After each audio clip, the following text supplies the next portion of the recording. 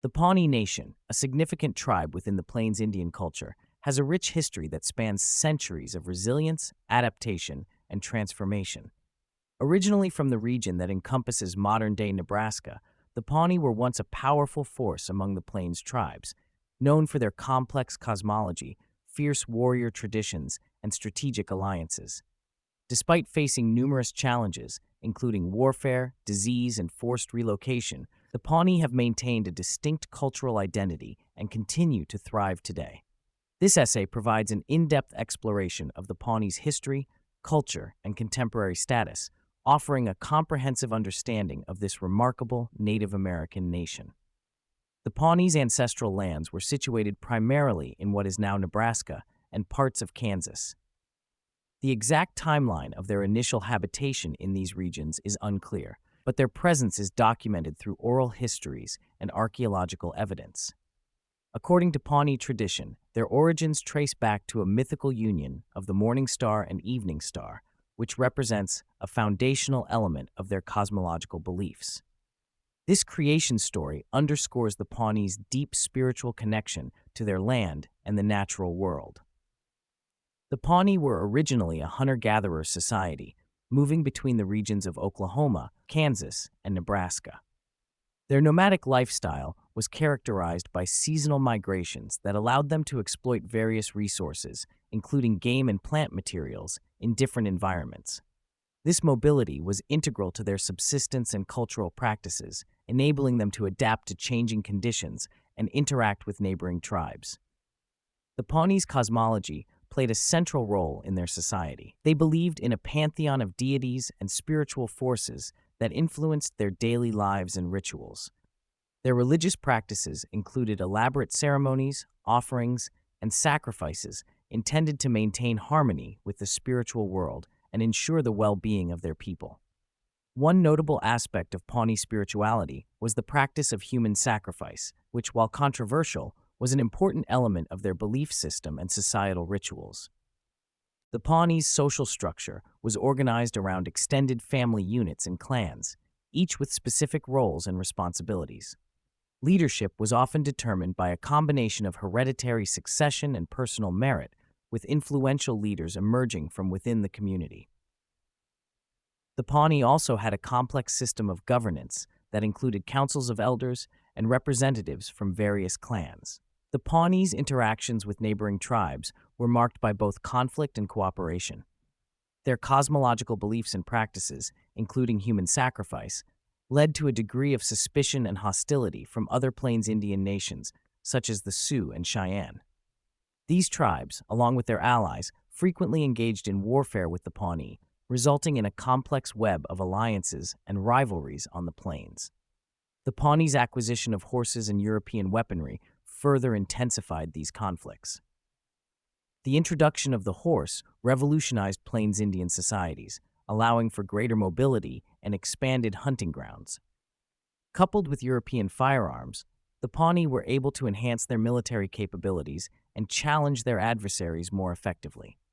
Despite their prowess, the Pawnee faced significant pressure from competing tribes and were involved in numerous skirmishes and battles throughout their history.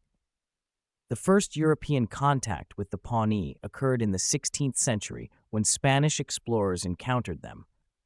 The French followed in the 17th century, leading to increased interactions between the Pawnee and European settlers. The introduction of European goods, including metal tools, textiles, and firearms, had a profound impact on Pawnee society, transforming their material culture and economic practices. However, European contact also brought diseases such as smallpox and measles, to which the Pawnee had no immunity. These diseases, transmitted by neighboring tribes like the Sioux, had devastating effects on the Pawnee population. The combination of disease, warfare, and other pressures led to significant population declines and social upheaval. The 19th century was a period of profound change and challenge for the Pawnee. The decline in their population due to disease and warfare, coupled with increasing pressure from U.S. expansion, necessitated significant adaptations. The Pawnee sought assistance from the U.S. government and engaged in various forms of cooperation, including serving as scouts and warriors for the U.S. Army. One notable conflict during this period was the Battle of Massacre Canyon in 1873, where the Pawnee faced a decisive defeat at the hands of the Sioux. The aftermath of this battle, combined with the Pawnees' dwindling numbers, led to their agreement to relocate to Indian Territory, present-day Oklahoma, in 1875.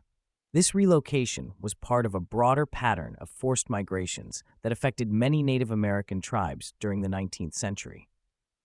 Upon their relocation to Indian Territory, the Pawnee faced new challenges as they adapted to their new environment. Despite the difficulties, they worked to establish a stable community and maintain their cultural practices. The Pawnee adapted to agricultural and pastoral lifestyles, which differed from their traditional nomadic ways. They also engaged in efforts to preserve their language, customs, and traditions in the face of ongoing pressures from assimilation policies. Throughout the 19th century, the Pawnee were highly regarded for their skills as scouts and warriors.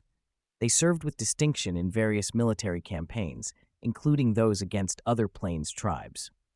Their expertise and loyalty earned them a reputation as formidable allies, but their service also placed them in complex and often conflicting situations. By the turn of the 20th century, the Pawnee population had dwindled to fewer than 1,000 individuals. Despite this decline, the Pawnee worked to rebuild their community and revitalize their cultural heritage. Efforts to preserve and promote their language, traditions, and political autonomy became central to their efforts to recover from the impacts of relocation and assimilation.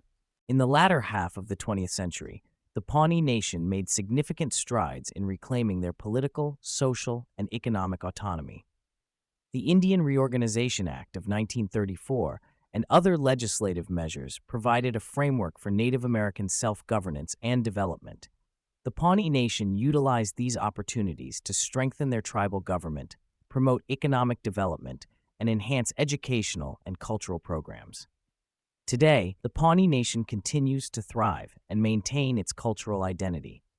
The Pawnee have made significant contributions to various fields, including education, politics, and the arts. Their efforts to address contemporary issues such as land reclamation, cultural preservation, and social justice reflect a commitment to honoring their heritage while navigating the challenges of the modern world. The history of the Pawnee Nation is a testament to the resilience, adaptability, and enduring spirit of the Plains Indian tribes. From their early origins and interactions with neighboring tribes to their experiences with European colonization and forced relocation, the Pawnee have faced numerous challenges while preserving their cultural identity. Their contributions as scouts and warriors, as well as their efforts to reclaim political and economic autonomy, highlight their ongoing commitment to their people and their heritage. The Pawnee Nation's story is an important chapter in the broader narrative of Native American history, illustrating the complex interplay of resistance, adaptation, and survival in the face of profound change. The Pawnee Nation, a prominent Plains Indian tribe, boasts a complex and intriguing history that spans centuries. Originating from the region of modern Nebraska, the Pawnee were distinguished by their unique cultural practices, societal organization, and interactions with neighboring tribes and European explorers. This comprehensive exploration delves into the origins of the Pawnee name, their societal structure, traditional lifestyle, and interactions with early European explorers, offering a rich and detailed understanding of this influential Native American nation. The name Pawnee is believed to derive from the Sioux word for horn, referencing a distinctive aspect of Pawnee warrior attire and grooming. This name likely reflects the Pawnee warriors' practice of greasing their hair to create a prominent curve or horn shape, which was both a practical and symbolic aspect of their appearance. This hairstyle was not merely ornamental, but also served as a mark of identity and status within Pawnee society. In contrast, the Pawnee referred to themselves as Chattic-si-Chattics, which translates to men of men, or the men of the men. This self-designation highlights their sense of pride and sovereignty, reflecting their perception of themselves as a distinguished and self-sufficient people. The term encapsulates their cultural values and social structure, emphasizing their role as influential and respected members of the broader Plains Indian community. The traditional homeland of the Pawnee was located along the Loup, Platte, and Republican rivers in present-day Nebraska. This region, characterized by its rich river valleys and fertile lands, provided the Pawnee with ample resources for their agrarian and hunting-based lifestyle. The Pawnee's deep connection to this land was reflected in their settlement patterns, which favored locations near water sources essential for their agriculture and daily living. The Pawnee Confederacy was composed of 4 distinct bands, each with its own unique characteristics and geographic location. These bands spoke the Caddoan language and were unified by shared religious beliefs and cultural practices, yet they retained a degree of tribal autonomy. The 4 bands of the Pawnee Confederacy were Skeety, known as the Wolf People. The Skeety were the northernmost band and the largest in terms of population. Their name and identity were closely tied to the wolf, a significant symbol in their culture and spiritual beliefs. Kitgahaki, residing by the Republican River, the Kitgahaki were also known as the Republican Pawnee. Their location and name reflect their association with the river and the importance of water sources in their daily life. Chowie, referred to as the Grand Pawnee, the Chowie Band occupied a central position within the Confederacy and played a key role in the overall governance and cultural cohesion of the Pawnee people. Piltahawarata Pitahariat, known as the Downstream Pawnee, this band was situated further downstream along the rivers, contributing to the geographical and cultural diversity within the Confederacy. The formation of the Pawnee Confederacy is not precisely dated, but historical records and archaeological evidence suggest that the Pawnee were well established in their territories by the time of early European contact. The Spanish explorer Francisco Vázquez de Coronado encountered the Pawnee during his expedition in 1541.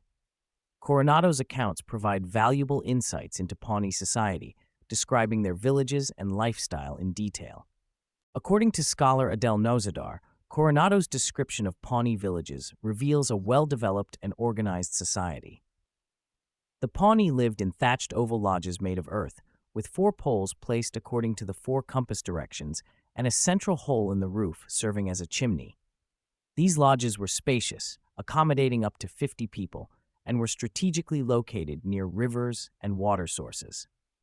The uniformity of the villages and the Pawnee's ability to resist Coronado's expedition suggest a sophisticated level of societal organization and central authority. Archaeological evidence further supports the notion of an advanced Pawnee society dating back to approximately 1250 CE. Excavations in the region have uncovered artifacts and features indicative of a developed tribal nation with complex social and political structures. However, specific details regarding the Pawnee's governmental and societal organization during this early period remain unclear. The governance of the Pawnee Nation was characterized by a combination of traditional leadership and communal decision-making. The tribe's political structure included both hereditary and elective elements, with leaders emerging based on their personal qualities, achievements, and contributions to the community. The Pawnee's political organization was centered around councils composed of representatives from each band. These councils were responsible for making decisions on important matters such as warfare, diplomacy, and resource management. Leadership roles within the Pawnee were not fixed, but rather emerged through consensus and demonstrated capability. Religion played a central role in Pawnee society, with spiritual beliefs deeply intertwined with their daily lives and governance. The Pawnee practiced a range of religious rituals and ceremonies designed to maintain harmony with the spiritual world and ensure the well-being of their community. These practices included offerings, sacrifices, and elaborate ceremonies held to honor deities and seek their favor. The Pawnee's cosmological beliefs were reflected in their social and ceremonial structures. Rituals often involved communal participation and were conducted in accordance with traditional practices and spiritual guidance. The significance of these ceremonies was evident in the way they influenced Pawnee governance and social cohesion. The Pawnee were known for their martial prowess and strategic acumen. Their military organization was based on a combination of individual valor and collective effort. Warriors were highly respected within Pawnee society, and their role in defending the tribe and engaging in warfare was integral to the tribe's survival and success. The Pawnees' use of horses and firearms enhanced their military capabilities, allowing them to compete effectively with neighboring tribes and assert their influence in the region. Their strategic practices included well-coordinated attacks and defensive measures designed to protect their territory and resources. The first recorded European contact with the Pawnee occurred during the Spanish explorer Francisco Vázquez de Coronado's expedition in the 16th century. Coronado's accounts provide valuable information about Pawnee villages, social organization, and lifestyle. His observations highlighted the Pawnees' advanced level of development and their ability to resist European encroachment. The French also made contact with the Pawnee in the 17th century, furthering the exchange of goods and ideas between the Pawnee and European settlers. The introduction of European technologies, such as metal tools and firearms, had a significant impact on Pawnee society, influencing their material culture and economic practices. European contact brought both opportunities and challenges for the Pawnee. The acquisition of European goods, including firearms, improved their ability to hunt and defend themselves. However, the introduction of new diseases, such as smallpox and measles, had a devastating impact on the Pawnee population, contributing to significant declines and social disruption. The Pawnees' interactions with European settlers were characterized by a complex mixture of cooperation and conflict. While they engaged in trade and alliances with European powers, they also faced challenges from encroaching settlers and competing tribes. The Pawnees' ability to navigate these interactions reflected their resilience and adaptability in the face of profound change. The Pawnee Nation's history is marked by a rich tapestry of cultural practices, societal organization, and interactions with neighboring tribes and European explorers. From their origins and traditional governance to their encounters with Europeans and subsequent adaptations, the Pawnee have demonstrated a remarkable ability to maintain their identity and resilience.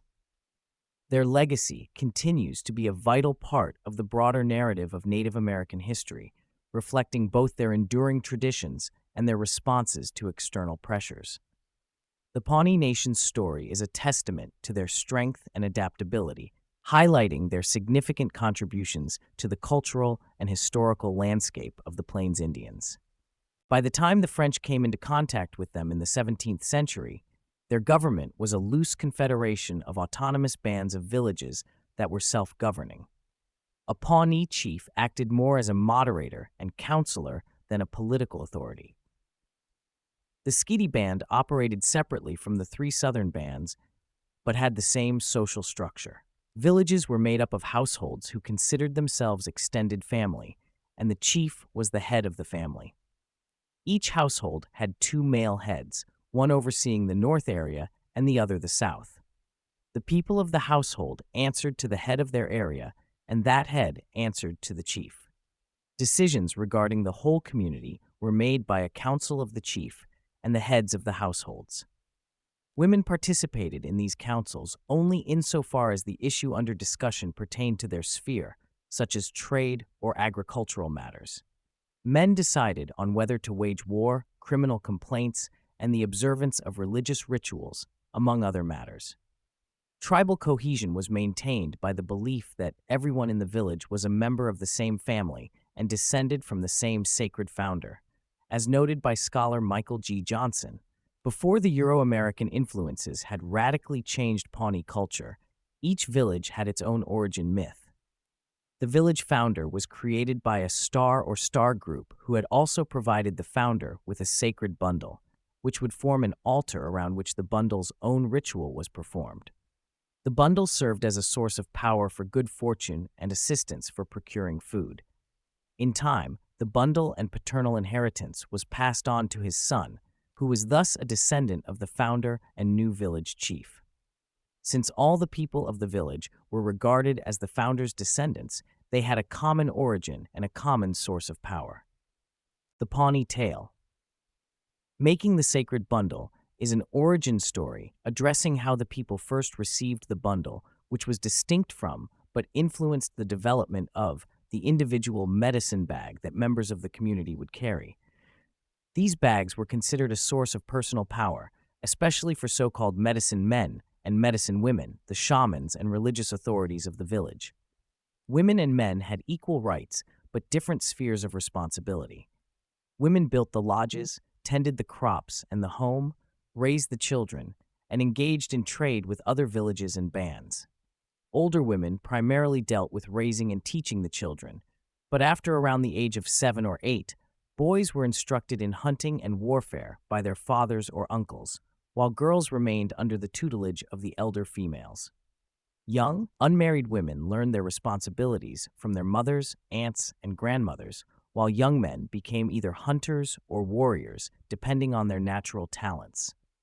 Daily life in a village revolved around the planting and harvesting of crops, repair and maintenance of homes, hunting game, fishing, and relaxation in the form of storytelling, dances, singing, and games. A popular game was chunky, played in teams with a rolling stone disc or ring and sticks, with points scored by the player who threw his stick to land closest to the stone once it stopped. Chunky features in the popular Pawnee legend, The Girl Who Was the Ring, in which a young girl is transformed by buffalo into a chunky ring. Stories were told to entertain while also relaying cultural and religious values, explaining the world, and warning of natural and supernatural threats. In the Pawnee tale of the ghost wife, for example, an audience is cautioned against clinging to grief following a loss and also the danger of interacting with ghosts. Religious rituals were observed regularly but varied in date or sometimes season depending on the signs received from the heavens and interpreted by the village shaman or shamans. Hunting parties of males would usually leave a village in the morning and, depending on the season and the game available, could be gone for a day or over a week or longer. Deer, elk, panther, and small game were hunted and trapped, and occasionally buffalo in the years before the Pawnee encountered the horse. After the introduction of the horse to Pawnee culture, the people hunted buffalo regularly, and these animals provided them with an abundance of resources beyond simply a food source. Corn, squash, and beans were the staples of the Pawnee diet, supplemented by buffalo and other game. Corn was regarded so highly that it was included in the sacred bundle and was referred to as holy, understood as a gift from the supreme being Tirawa, who also provided the people with all other gifts of life. The Pawnee religion is defined by modern scholars as animism, the belief in the sacred nature of all things, animate and inanimate, as all things are gifted with a soul from the Father above. But the people themselves had no term for it, as it was simply their way of life. As noted by Johnson, each village had its own origin story and also its own oral scripture in the form of accounts of the supreme being, the natural world, great heroes of the past, and the gods who manifested their power through natural occurrences, including earthquake, flood, the changing of the seasons, night and day, meteors, and the alteration of the stars in the night sky. The basic form of the origin story revolved around the morning star, a male war god and the first created by Tirawa, who pursued the evening star, a female deity associated with agriculture. The morning star, after overcoming a series of challenges and obstacles, mates with the unwilling evening star, and she gives birth to the first human, a female, who then births all of humanity. As Pawnee society was matrilineal, the firstborn female in any version of the story takes precedence even when her son is given as the central character. Since the people understood themselves as coming from the stars, they paid special attention to celestial events, and their villages, as well as individual lodges, were constructed according to the cardinal points and the alignment of stars in a given season. Every village had an observatory oriented east to west, which was manned by the community's religious authorities, and based upon their observations, crops were planted and harvested, war or peace was declared, the buffalo hunt was announced, and rituals were observed. The Pawnee, unlike other Plains Indian tribes, did not practice the sun dance, but instead observed the spring awakening ritual, which was understood as accomplishing the same purpose of revitalizing the earth after winter and giving thanks for the gifts from the heavens. An important and controversial ritual practiced by the Skeety Pawnee was the Morning Star ceremony, in which a young girl kidnapped from another tribe would be sacrificed to ensure the fertility of the earth, the health and well-being of the community, and the continuance of life in the coming year. The ceremony was intended to reenact the creation story of the morning star's mating with the evening star, who, in this ritual, gives her blood to the earth as a fertilizing and regenerative agent. Nozidar gives the form of the rite. The sacrifice would generally be a young girl belonging to another tribe, captured in the winter and cared for during the months until spring. On the appointed morning, the girl was tied to a scaffold decorated with the hides of sacred animals and shot with an arrow as the morning star first appeared on the horizon. Her chest was then cut open before she was shot many more times to speed on her death, after which her body was carried toward the east and placed face down, the blood soaking into the earth. The sacrifice of the maiden, mirroring that of the evening star's reluctant submission to the morning star, was understood to not only guarantee the fertility of the land and the community, but also assure the people of victory in warfare. The Pawnee had the horse and European weapons by the early 18th century, acquired from French traders, and these dramatically influenced their culture in many respects. The buffalo hunt now became a ritual seasonal event, and as every part of the slain animal was used, there were greater resources to draw upon in making everyday items such as moccasins, bowstrings, clothing, tools, toys for children, jewelry, ritual ornamentation, and housing. The Pawnee adopted the teepee as temporary housing for the hunt, whereas formerly they had always lived in permanent lodges, and the buffalo became a major food source. Pawnee warfare also changed significantly after the acquisition and mastery of the horse, as the people could now field cavalry in defense of villages or in raids on others. The Apache, who had previously had the upper hand in warfare and could raid Pawnee villages and carry off women and children as slaves at will, now found themselves victims of Pawnee raids and massacres. The Cheyenne and Sioux also experienced a shift in power as the Pawnee were able to field a force of mounted archers. As early as c. 1800, the Pawnee recognized the westward expansion of the Euro-Americans and allied themselves with the U.S. Army in hopes of defeating the Sioux and their allies, or at least more ably defending themselves against raids. The Pawnee acted as scouts and trackers for the Army against other tribal nations and benefited from the relationship in being regarded as friendly Indians by the Army and white settlers. Unlike many other nations, the Pawnee did not contract European diseases from the Euro-Americans, but from neighboring nations, most likely the Cheyenne, the Sioux, or both, with the resulting epidemic wiping out the majority of the people by 1859 and reducing the population to, at most, 8,000, and, more likely, less than 4,000. By 1833, unable to fend off raids by the Sioux, the Pawnee ceded their ancestral lands in Nebraska and Kansas to the United States, with the proviso that they would still have access to the buffalo hunting grounds in season. On the 5th of August, 1873, a Pawnee hunting party of approximately 350 were ambushed by over 1,000 Sioux warriors and their allies, suffering heavy casualties. With their population reduced further and unable to defend themselves adequately against their enemies, the Pawnee agreed to relocate to the Indian Territory of modern-day Oklahoma. The journey was difficult and resulted in the loss of many of the people. The majority of the Pawnee Nation had moved to the new location by 1875, but found it inhospitable and were unable to cultivate their staple crops of corn, beans, and squash. The buffalo had been massacred en masse by white settlers and agents of the U.S. government by 1880 in an effort to deprive the Plains Indians of their major resource. So, even if the Pawnee had still been able to mount hunting parties, there were few buffalo left to hunt.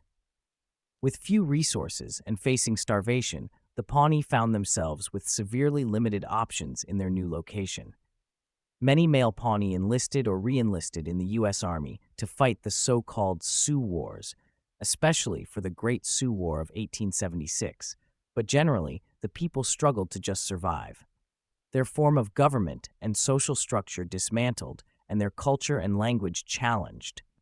The Pawnee as a people were on perilous ground when, in 1889, a Paiute shaman named Wovoka began preaching his vision of the ghost dance as the path to the return of the lands to the indigenous peoples and a revival of their culture.